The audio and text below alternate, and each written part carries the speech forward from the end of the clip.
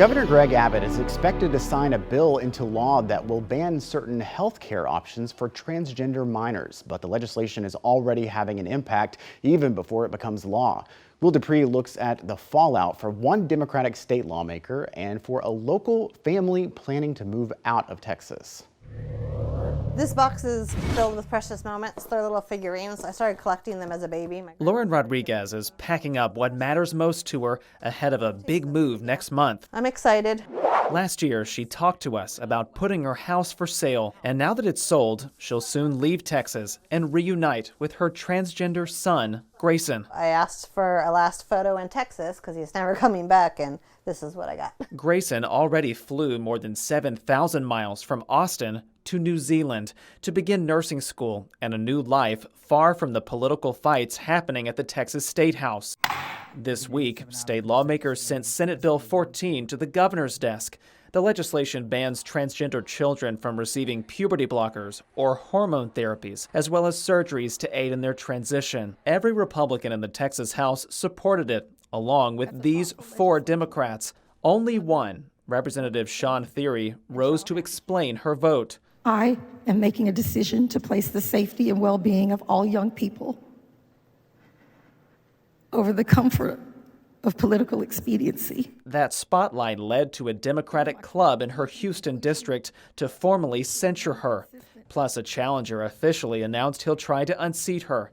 Equality Texas, the LGBTQ plus advocacy organization, predicts backlash at the ballot box. I think it cements in her legacy something that will not be viewed pleasantly by people in the future. Despite the pushback, Thierry stands by her vote. I believe that the majority of people that live, work, and play in my district agree with me, and I heard from them. The election is more than a year away, and one thing's for certain, Lauren Rodriguez and her family won't be Texas voters much longer. What's next? I don't know where they're going to stop, but I frankly don't want to be here to find out either. So.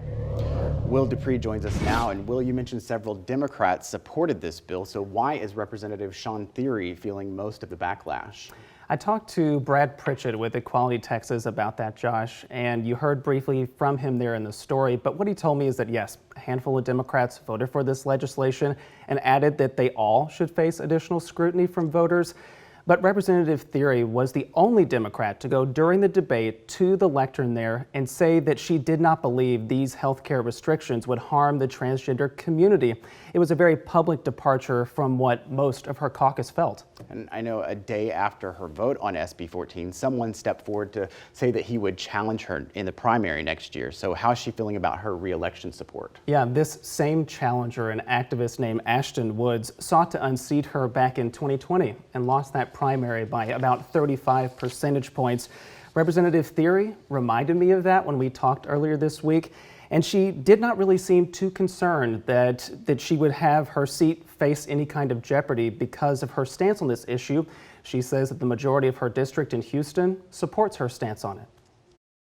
I am going to do like I always do, go back home, serve my constituents. When it's time to campaign, I'll do that too. But you can't serve effectively and be a good servant leader if every decision you make is self-serving. Her newly announced primary challenger, Ashton Woods, as we mentioned earlier, called Thierry's vote on SB 14 the last straw in making his decision to jump back in this race and challenge her again. He takes issue with a number of her stances this session, including efforts to add some security measures to school buildings. This week, though, he says that he raised $10,000 since announcing his intent to just mount a primary challenge. So he argues Thierry's position does not match what he's hearing from voters. I have a lot of people mobilizing behind me, so I can't worry about whether or not she feels like that this is going to vote her conscience. What I'm going to do is make sure people are educated. I'm going to make sure people turn out to vote, and I'm going to make sure that people know that they matter. The primary for that race will be held next year on March 5th, Josh. These inter-party policy differences should make this an interesting one to watch. Thank you very much, Will.